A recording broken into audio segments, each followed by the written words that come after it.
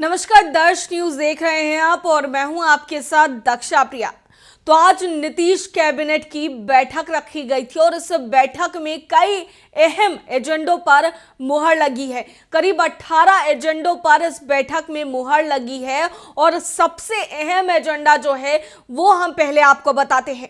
दरअसल 94 लाख ऐसे बिहार में परिवार हैं जो कि गरीब है और उनको सरकार 2-2 लाख रुपए राशि देगी। जी हाँ, ऐसा हम नहीं कह रहे हैं बल्कि ऐसा खुद कहना है सरकारी अधिकारी का। नीतीश कैबिनेट की आज बैठक रखी गई थी और इसमें ये तय किया गया है। और दूसरी जो अहम बात है उसके बारे में भी हम आपको बताते हैं। अगर आप गाड़ी चलाते हैं, कोई वाहन चलाते हैं और किसी दुर्घटना में अगर किसी की मौत हो जाती है तो ऐसे में उनके परिवार को मुआवजा सरकार की तरफ से मिलेगा। और भी कई अहम एजेंडों पर मुहर लगी है, इसके बारे में खुद जानकारी दे रहे हैं सरकारी अधिकारी एस सिद्धार्थ। आइए सुनते हैं। मंत्रिपरिषद से 18 विषयों पर स्वीकृति प्राप्त है। सबसे महत्वपूर्ण जो एजेंडा है वो आपको जानकारी होगा कि जातीय आधारित जो गणना हुई थी उसमें एक महत्वपूर्ण योजना स्वीकृत हुई थी जिसमें हर निर्धन परिवार को 2 लाख रुपए राज्य सरकार देने का निर्णय लिया गया था।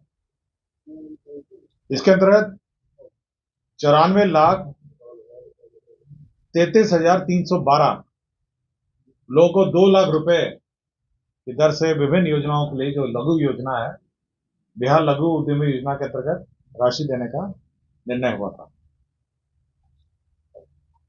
इसी के अंतर्गत राज्य सरकार ने प्रक्रिया निर्धारित की है कि किस प्रकार इस योजना के अंतर्गत आवेदन प्राप्त किए जाएंगे। सभी योजना में ऑनलाइन आवेदन प्राप्त किए जाएंगे।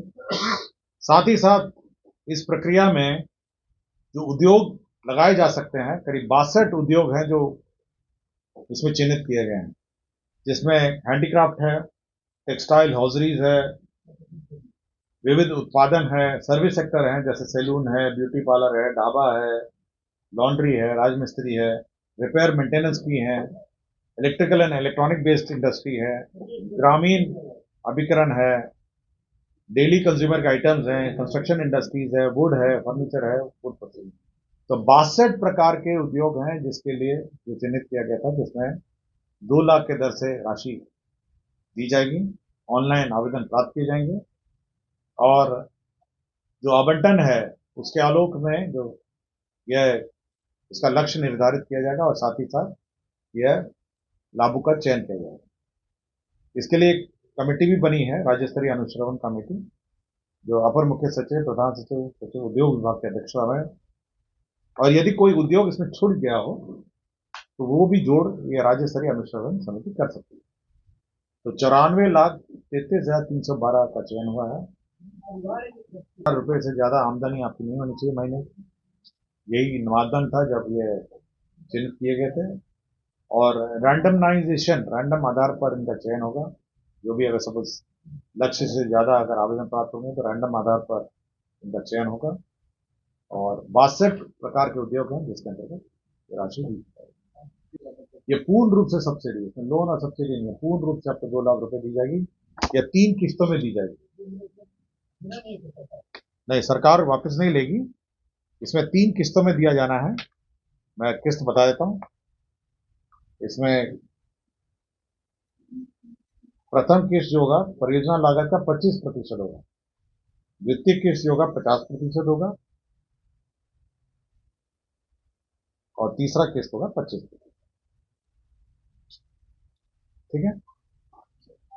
विभाग में एक योजना स्वीकृत थी 2011 में, इसका नाम था बिहार शताब्दी असंगठित कार्य क्षेत्र कामगार शिल्पकार सामाजिक सुरक्षा योजना। ये 2011 में स्वीकृत थी।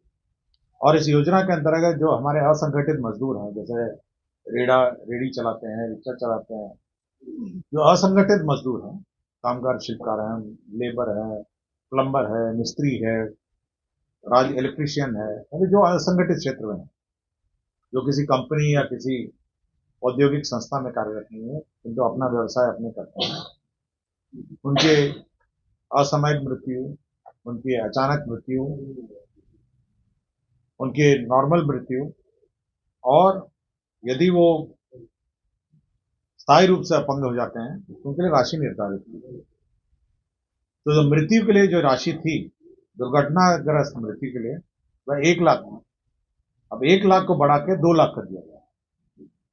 इसी तरह स्वाभाविक मृत्यु में 30,000 रुपए थी, जिसको बढ़ा के 50,000 रुपए कर दिया। और दुर्घटना के फलस्वरूप जो स्थायी और पूर्ण अपंगता थी, उसको अब अनुदान को बढ़ाकर 1 लाख रुपए कर दिया। 75,000 था पहले, उसको 1 लाख कर दिया। तो यह राशि जो है, यह जो राशि पूर्व में दी जाती थी 2011 में, 1 लाख को बढ़ा के 2 लाख कर दिया गया है दुर्घटना में मृत्यु के कारण। स्वाभाविक मृत्यु में 30,000 को बढ़ा के 50,000 कर दिया है। स्थायी रूप से पूर्ण अपंगता 75,000 को बढ़ा के 1 लाख कर दिया गया है। आंशिक अपंगता को 37,500 को बढ़ा के 50,000 कर दिया गया है। और 5 दिनों तक अस्पताल में भर्ती होने पर चिकित्सा सहायता जो है 5,000 को बढ़ा के 10,000 कर दिया। क्लियर हो गया? तो सुना आपने किस तरीके से आज वित्तीय वर्ष को लेकर के कैबिनेट की बैठक हुई और कई अहम एजेंडों पर मुहर लगाई गई है। दर्श न्यूज में फिलहाल के लिए इतना ही। बने रहिए हमारे साथ देश और दुनिया की तमाम खबरों के लिए। अगर अभी तक आपने हमारे चैनल को सब्सक्राइब नहीं किया है तो हमारे चैनल को सब्सक्राइब कर ले, साथ ही हमारे फेसबुक पेज को लाइक करना ना भूलें और हमें ट्विटर और इंस्टाग्राम पर भी फॉलो करें। धन्यवाद।